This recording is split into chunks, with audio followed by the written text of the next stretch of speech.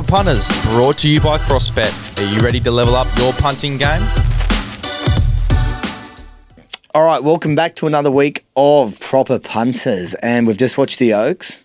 Yeah. And I feel like it was literally yesterday we were saying, in a couple of weeks, the Spring Carnival's going to start heating up, and then we'll blink and it's gone. It's all gone, or almost all gone. And here we are. Look, Yes. A bit disappointing. We're both on J-Mac, Powers of Opal.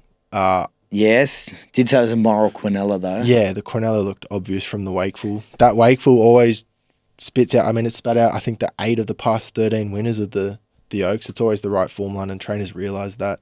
I think, and it's like what we said before, I think the first 3 across the line are usually genuine horses, and the last 3 across the line will probably be in Rockhampton by next prep. Yeah, 100%. Yeah. Getting ready for something in Cairns, poor things. But, mate, that's those young staying races. I think J-Mac got posted a little bit wide there, but to be honest, I think maybe still the best horse may have won. I think Damien outrode him. Initial thoughts, I'll go back and watch the race a couple of times. I just thought Damien at the start, gate 12, took all luck out, just said, I'm just going to push forward, and he slotted in from 12, and James just was a bit more passive and settled a touch further back, didn't slot in early. But I don't think they're going too quick. So no, it was a sit and sprint once again, and she was too good. Last week we both landed on Switzerland. I've been saying for a long time, I think it's one of the best 3-year-olds in the country. Yeah. I definitely think it should have been in the Everest. But I think Coolmore pulled the wrong rein there, putting Stormboy in the Everest over Switzerland.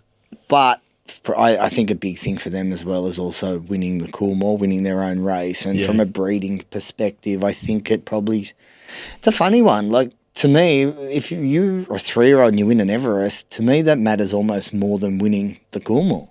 Oh, absolutely. You'd think you're beating older horses. Yeah, beating older horses. He's a Group 1 now. Yeah. And is what's probably the best sprint race in the world, arguably. Wasn't this year, I don't think. Yeah. But they always say the Coolmore's been the stallion-making race, but, what's the difference of winning an Everest to a Coolmore?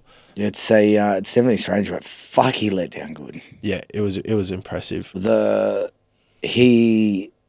And like, he's that sort of horse where he can sit, explode, those sort of races, the high pressure, and he just builds. And he sprinted off a quick tempo, looking at the figures. They didn't crawl in that Coolmore. They went at an above average clip, and he loved it. Wouldn't be surprised, just being Coolmore connected, if they do a Royal Ascot UK stint next preparation. Yeah, definitely. Definitely. He looks like he's the type of horse that'll handle it. Yeah. See what happens. We've got Champion Stakes Day, last day of the Flemington Carnival. Yeah. We're going to go from races 3 to 8, which are the group races. We're kicking off. When we've matched up, we've had a little bit of luck, and I think we're going to match up here with one of my little fetishes, European having its first start. Yep. We kick off with Kinesiology. Do you want to go through the pace quickly? Yeah. Moderate pace. I think Serpentine and Kinesiology will roll forward as they've done in their previous races. They're the 2 market chances. And then away from that, not too much speed. They should be able to control it, go at their own clip, I think, and whatever's comfortable for them. It's funny, I've been around so often now, Mace, that I see these internationals first start. Mace is going to tip that. Mace will be on that one. And I don't know if it's changed my thinking, but yeah, I'm with you. I think Kinesiology looks the bet. I think Waller's scratched this a few times. Not sure why. Has there been setbacks? Unsure. Or has he just been getting it ready for this race? You made a good point. He's debuted horses in this race in the past. Especially those European debutants. Definitely. The names are escaping me, but it's in the same silks. I'll remember the name. Yeah, I do remember the horse. This podcast. It's the same thing. It's like he won the Carbon Club as well, Derby Day. He sets this Flemington Carnival. He sets certain horses for these sort of different races, and this just has it rubber stamped for me. I went and looked at the European run. Doesn't look to be a lot of pace in this race. Yep. Well, it doesn't look to be a stack. Solcombe. Solcombe was the horse he debuted 2 years ago. Same silks, same sort of profile, Northern Hemisphere. And I think this sort of matches that bill again. Yeah, definitely. Looks a real tough horse. I went back and watched it. Ran second, actually sat just behind the pace. Showed a little bit of a turn of foot, really fought to the line. So a bit of a funny action, but It does. Like a bit leggy and yeah, it's real leggy. It's yeah, definitely. But I'm with it, and it's probably going to be one of the better bets on the card for me, I think. And the late late money will be what's really important. 100%. Any of these European horses having their first start, you definitely want to see Mounting Yard watch. Yeah. And you're looking at 270 now. I would very happily take 240 late. Yeah. Knowing it's the one. And you'll have races 1 and 2 of information to see. Yeah, how track's playing. Leading at Flemington isn't always the best. If that wind's swirling on that back straight, it can be a problem. Yeah. But so just see what leaders have done in the first 2 races. Rail gets out to 8 metres. It's funny. They can be coming down the outside fence. It's a funny one. I do find these big staying races seem to have a different pattern. Yeah, for sure. Or can have a different pattern to the rest of the field. For sure. I think the swooper, if there is one, Star Vega has a lethal turn of foot on its day. But yeah, I don't know if it has the class. It just might be suited by the conditions on Saturday. And if it is, I think Star Vega 850 will be the one swooping if that's suitable. But yeah, I'll be with Kinesiology with you, Mace, as well. Beautiful. All right, we move forward to race 4, which is It's the Always Welcome Stakes. Yeah, Always Welcome Stakes. Never heard of it. It must be a new sponsorship. Yep. Looks like it's going to go at an above average tempo. Front page likes to roll on speed, and I think that'll do the same thing. Red Hot Nick, Peace Treaty, the astrologist, have all shown speed in their careers, and I think they'll be up there too. I think the horses that'll be swooping will include Nadal, Barber, Casablanca resuming. We'll talk about that one, I think. But yeah, they shouldn't go too quick, but I expect every horse to get their chance if good enough. These straight races are funny because these 4 days of carnival time, you don't know where they're going to come down by the middle part of this week. They could come down the middle part of the track. They could all be coming down the outside fence. It really throws it up, and I think having a bet early this weekend might not be the best idea. I think just waiting and seeing what this track throws up. Definitely. Where are you looking at the moment, though? I'm looking middle to wide draws. And as I say that just earlier, J-Mac produced a 20 out of 10 on Amelita from gate 1. Somehow found his way to the outside fence from gate 1. It was phenomenal. So, yeah, I'll still be looking for wide draws. Nadal draws well the favourite, which I might let you touch on. I'm not with it, but I do concede it's the one to beat. I just don't want to touch the $3.80. The one that interests me, actually, and we spoke about this before we came on the podcast, is Casablanca. This horse has proper ability on its time. It's won up in Sydney. It's got good form. It's got a good turn of foot on its day. The jump outs have been good. Resumes as a gelding. I think the $17 is a big price. I think it's been missed in this market, perhaps due to the layoff or anything like that, or being first up. It's certainly a decent sized break. Actually, it feels like he was running around not that long ago. No, this time last year sort of was its last race. A 365-day break is a significant break, but I think there's enough of a price to say I'm happy to find out if it's with us or not. If it's with us, yeah. I love the gelding. Yeah. I love the first up off the gelding. Hasn't had to jump out. I think $18 seems great. It does. I love the booking of Craig Williams. Shows a little bit of intent. Hasn't won first up in the past. Has won a lot second up, but I get a lot of the time when these horses are gelded or they've had ops or anything around that, they usually have them that little bit more tuned up. Yeah. I think he's great value at a price here. I'm also going to go with the favourite Nadal. Hasn't won over the trip just yet, but his win over the 1100 was exceptional. Yeah. That last 100 metres. Look, did get a beautiful run. Was able to weave through the field and then really let down. But he's a horse. He's still relatively lightly raced. He's only had the 8 starts. I just thought the win over King, that was really dominant sort of win. Yep. Only good horses win like that. Yep. And I think he is a horse going places. I want to be against front page. Absolutely. I was just about to agree. Yeah, I just want to be a little bit like within reason. He's around the $4.80 mark. He gets out to $6.57, something like Yeah, I was that. about $7.50. If he's out that way, well then I can definitely entertain the fact. Just his last 50 meters, he really capitulated. The writer said J-Mac said he felt awkward in his action. Yeah. I think he's a freshie too. As he's getting older too. Yep. I mean, just looking at his stats, first up 10 starts, 5 wins. Second up 8 starts, 1 win. Yeah. And then if you look at the trainer profile of Matthew Dale, it's pretty typical that his yard are ready to go fresh and first then up. Yeah. So hence fresh why is he's a best. stable. I love backing horses first up, and he's a stable I've had a lot of luck with in the past. The other horse probably make mention of is Barber. I was always a pretty gutsy win. He kind of looked like he was out on his feet at the 100. And I just really love the way he stuck his nose out.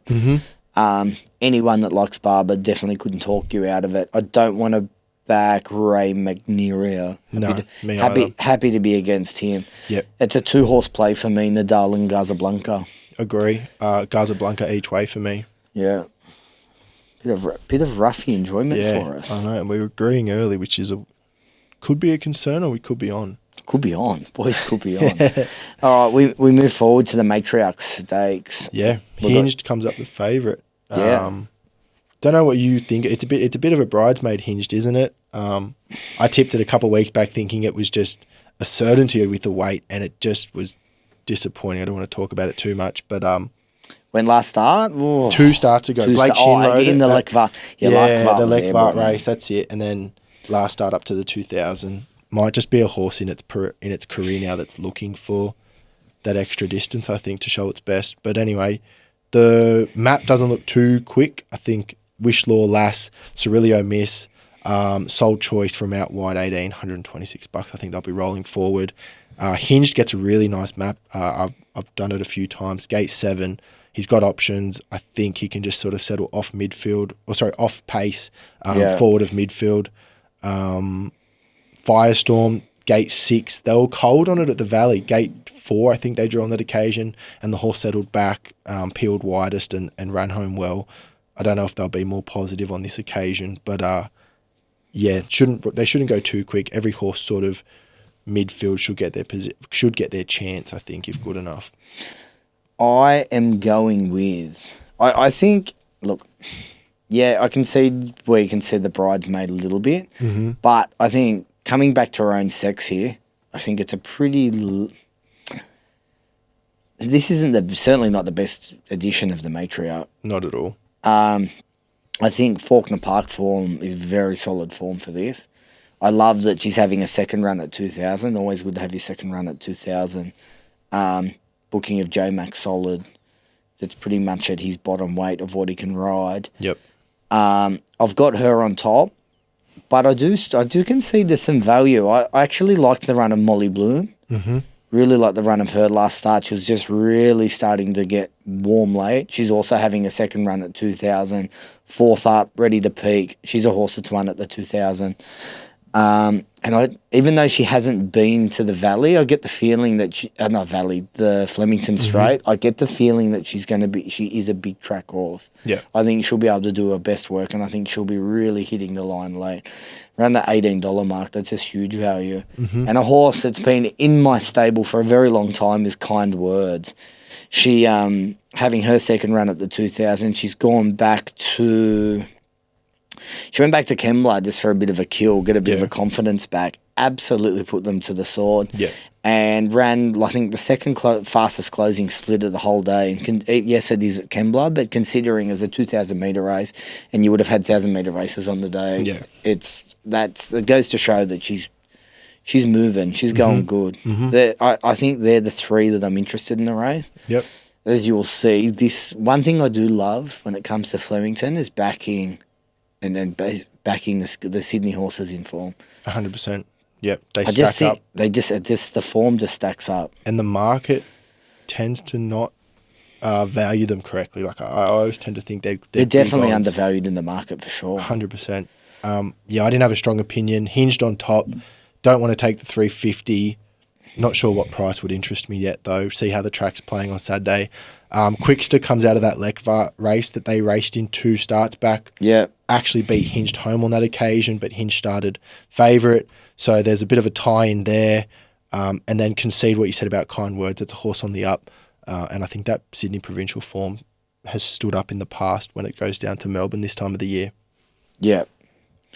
All right, we'll move forward to the Darley Champion Stakes. Sprint. Sprint, yeah. It used to be the VRC Sprint. Now it's gone to the Champions Sprint when they made this the Champions Day. Really interesting speed. I think they'll go at a quick tempo. The low draws Barraquil, Overpass, Estriella, all from their low draws I think will roll on speed. I think Overpass will lead them up out of the 3. I think Estrella and Barraquil will settle just behind. Private Life coming back to this race is interesting, but they'll show good speed. Bella Nipotina, gate 12. I think if they split up into 2, Bella Nipotina will be the leader of the outside pack just from 12. Okay. And then horses like Giga Kick, Sunshine in Paris will find midfield positions, try and get some cover. It'll be interesting to see which way Giga Kick goes. Like, I think Giga Kick's going to want to follow wherever she goes, if possible. Yeah, I 100% And I think by then we'll know which side of the track. Usually they're coming down that outside part, which you think barrier 12 should just suit her down to the ground. Oh, definitely. She is one of the most informed horses. Look, I know, airborne. Absolutely airborne. She'd run well in a Cox Plate if you put her in one. Like, she could just do anything at the moment. The old adage of a mare in form. Yeah. That is it. Like, it's crazy to think that she's had 56 starts. Yeah. She has just, You'd love to own her. She's the ideal horse to own because you're going to the races to watch her and she's just going to put in every time. Might not win, but second, third. She's actually a mare that's just really got better with age too. I'd say that it's that, and I think probably a mixture of, I think our sprinting quality is not at its best at the moment. So she's been able to, they've done it. Kira Muzz an incredible job of keeping it together and really just getting a better year on year. Yeah. I think she's top pick. I actually think it's pretty crazy to think, and the other horse I think is Giga Kick. I think they're the only 2 that I want to back. Yeah, and you're getting $5 Giga Kick, and you're getting $4.40 Bella Nipotina. Like I think the 2-play bet in this race is relatively safe. Like I think they'll beat Overpass. He beat up on nothing last start. Yeah, and I think he's better suited around a bend where he can roll at a good tempo and kick off the corner, and that kind of gets him unsuited, but down a straight, I think he's less dynamic. Overpass. Yeah. Interesting with what they do with Sunshine in Paris. I thought he was always looking for further, or like it's weird because you've got all this prize money on offer for the 1200 metres, so then they try and make these horses 1200 metre horses. But I think Sunshine in Paris is better suited to 1400 metres. Yeah. Won a Group 1 as a 3-year-old over 1400 metres. I'm just trying to think of the race. I can't think of it. It's in autumn, but it'll come back to me later on. So yeah, I think it's better suited to 1400. The booking of JMac will obviously keep it short in the market, $6, as will the class of it. But I was happy to look around Overpass and Sunshine in Paris. I sort of marked them closer to $9, $10 as with. Like if I was pricing this field and just doing it quickly off the top of my head, I'd have to have Bella Nipotina at probably $2.50, and I'd have Giga Kick $3.50, $3.80, yeah, something around the mark. Like I just think they're both such good value in this race. Best runs in the main lead up to this. I think the Everest. I think that. Oh, sorry, Bella Nipotina has won since. But Giga Kick was one of the best runs in the Everest. I love that she's coming here not off a hard run. Like her last run, she sat in the 1-1, got the beautiful run, and it looked like dead set a barrier trial for her. And that could, and people could, I don't know why it's $4.20. I mean, you try to think of what am I missing when I'm pricing this race? What are other people sort of being negative on her for? She's got good straight form. She won a Lightning. She handles the straight. She's flying. She probably draws the right part of the track. If we had to sort of flip a coin and say, would you rather be inside or outside on Saturday? You'd probably rather say I'd rather be outside without knowing the track. Craig knows her. Trust Kieran Maher. And then Giga Kick, exactly right. 3 starts down Flemington for 2 wins. It handles the straight. It finally found its form third up. And if it can hold that, you're probably not wrong there, Mason, saying they're 2 horses you want to be with. They're the 2. And if there's a roughie, for me, even though I think no, I can't even say it. I was going to say Estriella, and I don't think I can say it. No, we'll move on. We'll move on. We're putting it like, it's just not. No, I can't. I just think it. these horses are head and shoulders above. I think Sunshine and Paris on a day can go close. You want to look for that up and comer, but they're just. It's just not here. Yeah, it's not in there. No, I agree. Unless someone let Overpass get away with Blue Murder, and even then, I just he would literally have to get away with Blue Murder, barrier trial speed, and then sort of kick off that. Yeah, I agree. Yeah, he won the Winter. Yeah, it just seems different form to me. They look the best two for mine. And I'm sticking with the Cornella and the Everest. Yep. All right, we move on to the Champions Mile. Yeah. I got an above average tempo just typically with Pride of Jenny in the race. Interesting. Ben Mellum booked to ride. Declan Bates off. I don't know if he'll try and restrain her just being a new rider for Pride of Jenny, or if the stable will say, look, she just flies when she can roll along at her own tempo. Don't try and restrict her. Why has Declan Bates been taken off? Not sure. I don't know if the owners loved his Cox Plate ride, that maybe they critiqued him for going too fast and the horse tired. I'm not too sure why they've put Ben Mellum on, but I don't think one bad ride is enough to have him off when he's ridden the horse so well on so many other occasions. Totally agree. But nonetheless, that's what they've decided to do. They pay the monthly bills, so above average tempo. My Oberon will be up there as well from the good draw. Mr. Brightside, gate 4. This horse, I swear, always draws well. Always gets a good gate. Always gets a good map. He does, doesn't he? Yeah, he's always in the 1-1, Mr. Brightside. What about Blinker's first time has been applied to Mr. Brightside? I don't love it, but we'll get to that. It's straight for a horse that's had 39 starts. I always find it really weird when they go with the Blinkers first time. Agree. I feel like they're just clutching at straws to try and extract something. And then the other three in the market, Fangirl, Antino, Broadsiding, all draw wide, and as is their natural pattern, I think they'll be ridden off the speed. But yeah, looking at the market, the main horse in the market that sort of maps well is Pride of Jenny, and to a lesser degree, Mr. Brightside. Yeah.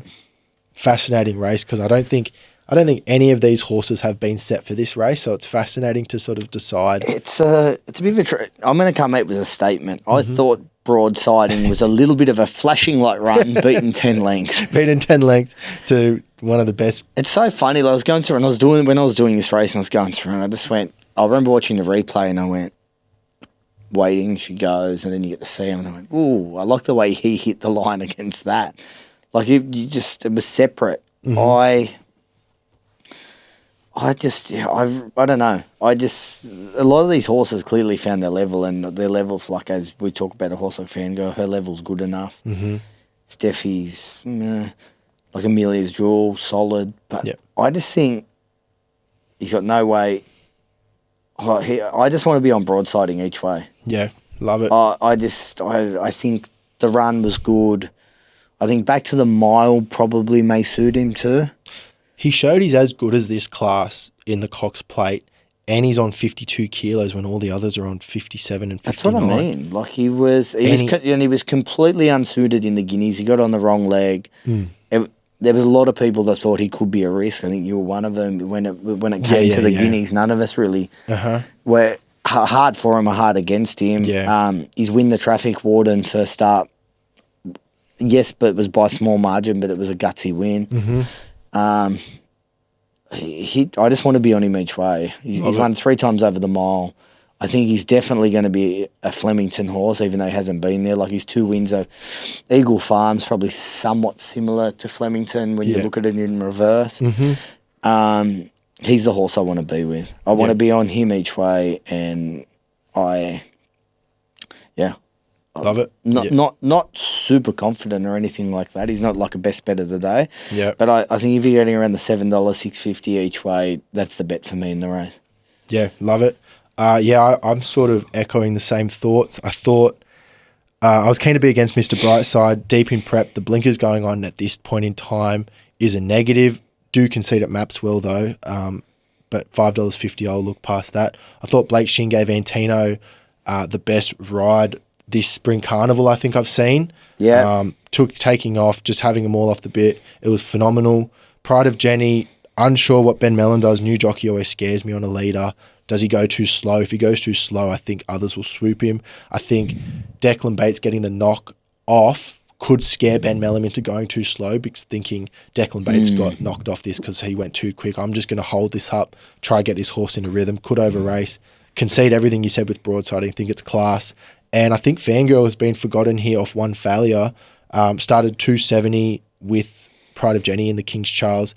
On its day, I think she's the best mare in this race. And if there's any trainer that can get a horse to overcome one bad run, I think Chris Waller. Oh, it's definitely him. Yeah, he's just a freak. If he presses on in a preparation, I think, off a flop, I think just trust that the horse is going to bounce back. And in saying flop, she was beaten 3.9 lengths. Yeah, I think she was just underwhelming to the market expectations. Like, she peeled out to the top of the straight and you thought, oh, she's going to sprint here. Here she comes now. Yeah, here she comes now. And Cheerwolf just gave her windburn. How much would you be having on Cheerwolf if he was in the race? Probably putting up $2, maybe even red, $1.80. Seriously, I think, yeah. But echo what you said, Broadsiding $6 and Fangirl $6.50. I think I'll play the both of them. All right, and we finish off with the Champion Stakes. Yeah. With Fascinating. Sistina, $1.75 best. Incredible. Tempo looks pretty strong here. Deny Knowledge, Gate 12. They'll roll forward, set a strong tempo. Royal Champion, Docklands. Interesting what they do without a fight. Horse typically races on speed, but fresh from a setback. I think they'll just want to be ridden quiet, hit the line well. Kingswood, Elias from their low draw. Plenty of speed on here, which suits, I think, Via Sustained, because it gives her a similar race shape to the one she got in the Cox Plate, where she just brainstormed them. It was absolutely incredible what she did. So, yeah, can I take the $1.60? I don't think so. Just off a grand final. What price would you want to take? What would you take evens? Yeah, I think there's a 50-50 probability that she gets close to repeating that run, or even a regression of that run. If she repeats that run, what, she win by 5? She win by 10? 10, 15, seriously. You've got to price her shorter. She can come sort of 10 lengths off that, I think, and still be good. She could be around like a Broadsiding. I think Broadsiding could win this race, sort of with the... Had he been in it, yeah. Yeah, with the quality of animals. And so I think like 10 lengths off that run would still be good enough to beat this. So, yeah, $2, I think. Interesting to see what the Cindos will do late, It's interesting as well that without it, it's taken this long to get. Obviously, without a fight's had some sort of setback, not to have been in a race prior, and not to be backing up and having another crack at a cup. Absolutely. Be interesting to see what they do with him. I will say the 2 jump outs are impressive. Mm-hmm. Not sure how good the horses were around him, but the fact is he's a Melbourne Cup winner and he's jumped out extremely well. Yeah, he looks ready to go. I will say, if you're doing your same race multis, I could definitely have him in with Via Sistina if you're looking for a bit of value. Absolutely. I think that in previous years when it moved from the McKinnon to the Champion Stakes, I think favourites haven't stood up well in this race. Last year, a Tissue won this race when Animo was the $2 favourite. So backing up after their grand finals, after their, incredibly visually outstanding performances, they just don't back it up because I think they're just not set for these races. And I think being set is just so important for these grand final trainers, and getting a horse to peak again off a peak performance is just so difficult to do. Not easy to do. No, not at all. And Zaki won the 2 editions before that, both starting not favourites. So what about Duke de Sessa? Obviously huge win in the Caulfield Cup. Yeah. Just got favours on that occasion, I thought, which it won't get on this occasion. I thought it travelled at a moderate tempo in the Caulfield Cup, kicked, held on, got wet ground on that occasion. I think it'll get a dry deck, more tempo here.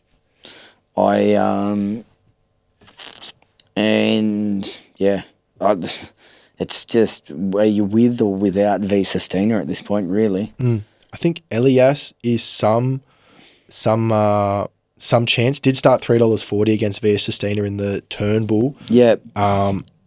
Beaten 1.7 lengths. Then went to Caulfield. Didn't run out the 2400, which the stable was saying it was on trial at for the first time. Yeah. Back to the 2000. Nash on. Gate 2. I think $12 is a little bit of value, just if you're looking at sort of the differences in price between it and Via Sistina when they met 2 starts ago. They were pretty close together. I'm not with nor against Via Sistina. I will just say I think Without a Fight can run a place. That is the only thing I'll be saying for this race. Love it.